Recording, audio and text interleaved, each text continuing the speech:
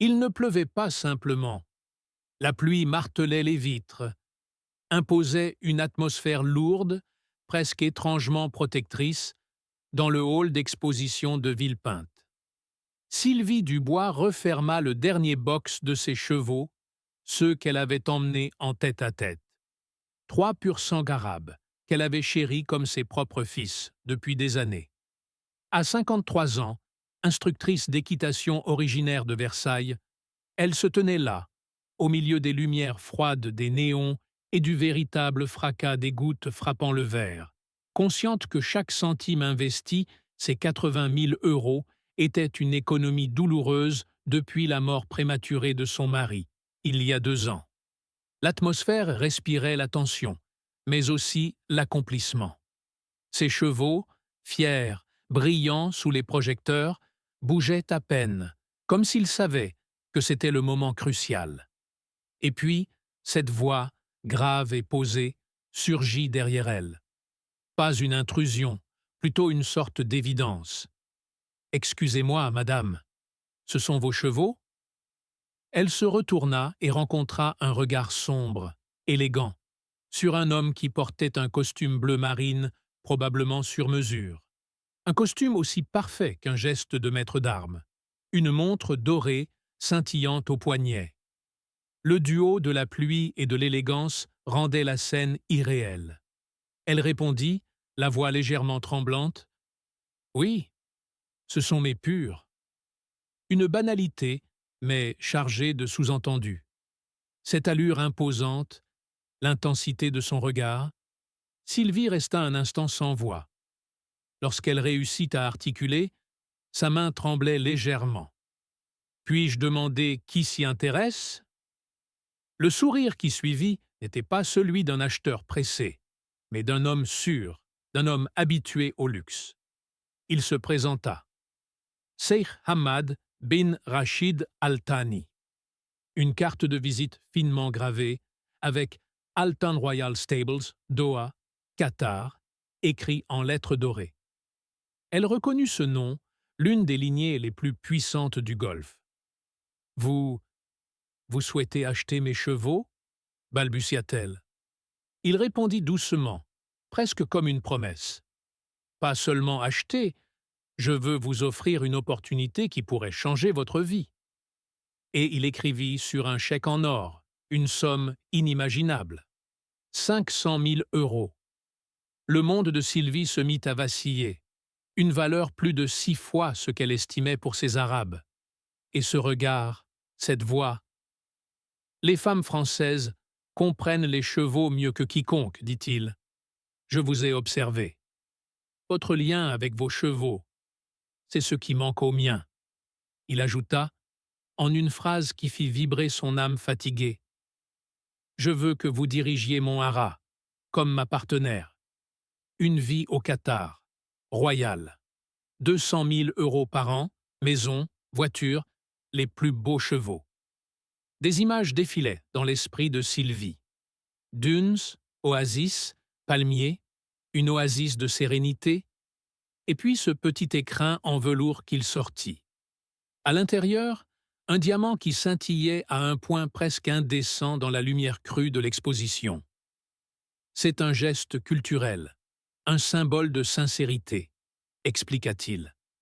Elle le prit, les mains encore tremblantes. On aurait dit que le monde avait basculé, tout à la fois féerique et trop beau pour être vrai. 3 semaines s'écoulèrent, et chacun de ces courriels, à la fois professionnel, tendre, passionné, l'immisçait davantage dans cette réalité dorée. Puis vint ce message qui la frappa au cœur. Un poulain venait de naître. Un pur sang arabe, aussi beau que dans ses rêves les plus intimes, issu d'une lignée royale. Des photos l'accompagnaient, comme si on lui offrait à voir l'avenir. Et sa voix se fit plus douce que jamais. « Je ne peux plus attendre votre présence ici.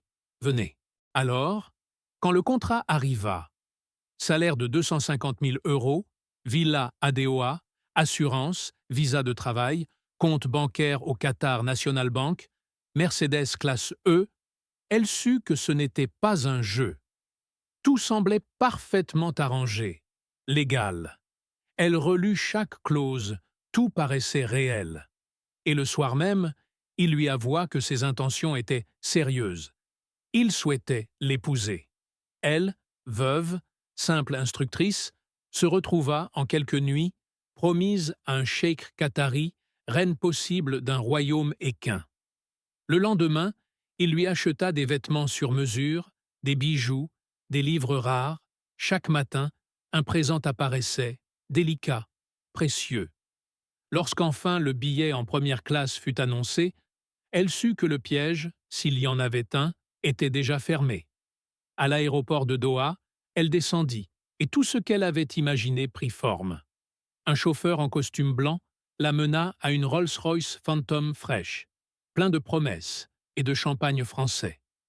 La chaleur du désert la frappa, mais ce qui la bouleversa fut la beauté de la ville. Des édifices miroitants, des chantiers infinis, une ville qui semblait vivant un rêve moderne. La villa mauresque avec ses jardins exotiques, sa piscine turquoise, fut l'antre de son fantasme éveillé.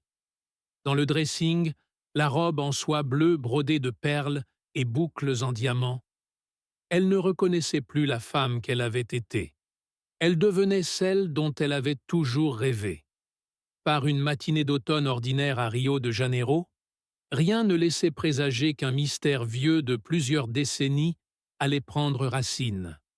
Marco Aurelio Simon avait seulement 15 ans, un adolescent comme tant d'autres, curieux, sportif et toujours prêt à relever un défi. Ce 23 juin 1985, lui et 3 camarades scouts, accompagnés de leur chef de troupe, se préparent pour une randonnée dans la région montagneuse de la Serra dos Orgos, connue pour ses sentiers escarpés, sa végétation dense et ses paysages spectaculaires. Leur objectif: atteindre un point de vue isolé, loin de toute ville, où seuls les plus expérimentés osent s'aventurer. Mais la beauté de ces lieux cache un danger silencieux, celui de se perdre à jamais.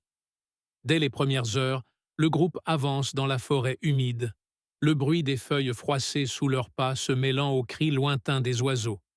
Marco, enthousiaste, marche en tête avec un de ses amis, tandis que les autres suivent à quelques mètres.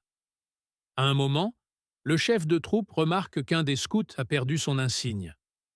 Soucieux de l'ordre et de la discipline, il décide de rebrousser chemin avec Marco pour le retrouver. Ce simple détour, qui ne devait durer que quelques minutes, allait pourtant changer le cours des choses. Car après cette séparation, plus personne ne reverra Marco Aurelio. Selon les témoignages, Marco aurait été prié d'attendre sur le sentier pendant que le chef de troupe cherchait l'insigne. Lorsqu'il revient, l'adolescent n'est plus là. On pense d'abord à une mauvaise blague, à une petite cachette improvisée comme en font souvent les jeunes. Mais les minutes passent, puis les heures, et l'inquiétude grandit. Les recherches commencent rapidement, mobilisant non seulement les scouts, mais aussi des randonneurs, des policiers et bientôt des équipes de secours. La forêt, pourtant familière aux habitants, se révèle traîtresse. Chaque chemin ressemble au précédent. Chaque tronc dissimule une ombre. Ce qui intrigue dès le départ, c'est que Marco portait un uniforme voyant, vert et jaune, difficile à confondre avec les couleurs naturelles de la végétation. Et pourtant, aucune trace, pas un bruit, pas un appel à l'aide. Comme si la forêt elle-même l'avait englouti. Les chiens pisteurs, amenés sur place, suivent une piste sur quelques centaines de mètres, puis s'arrêtent brusquement, désorientés. Les enquêteurs commencent à envisager des hypothèses plus sombres. Un accident, un enlèvement, voire une disparition volontaire. Mais comment un garçon de 15 ans, sans argent ni provisions, aurait-il pu s'échapper dans un environnement aussi hostile? Les jours se transforment en semaines et la mobilisation prend une ampleur nationale. Les journaux brésiliens relaient l'affaire, les radios diffusent des appels à témoins, et la famille Simon, dévastée, offre une récompense pour toute information. Mais le silence reste total. Certains habitants racontent avoir vu un jeune garçon correspondant à la description de Marco dans des villages voisins, d'autres parlent de rumeurs d'hommes étranges aperçus dans la région le jour même. Rien n'est confirmé, mais chaque détail est scruté avec espoir. Ce qui alimente le mystère, c'est aussi l'absence de preuves matérielles. Pas d'empreintes, pas d'objets personnels, pas même une trace de lutte. Dans un endroit où chaque pas laisse une marque sur la terre humide, cette absence est presque incompréhensible. Les parents de Marco refusent de croire à la mort de leur fils et s'accrochent à l'idée qu'il est peut-être retenu quelque part, vivant. Mais les années passent, et l'affaire se fige dans une zone grise où les réponses semblent toujours à portée de main, mais jamais accessibles. Si vous êtes intrigué par cette histoire et que vous voulez découvrir ce qui s'est réellement passé après ces premières heures de recherche, restez avec nous. Et surtout, abonnez-vous à Crimes Obscurs FR pour ne pas manquer la suite de ce mystère qui défie le temps.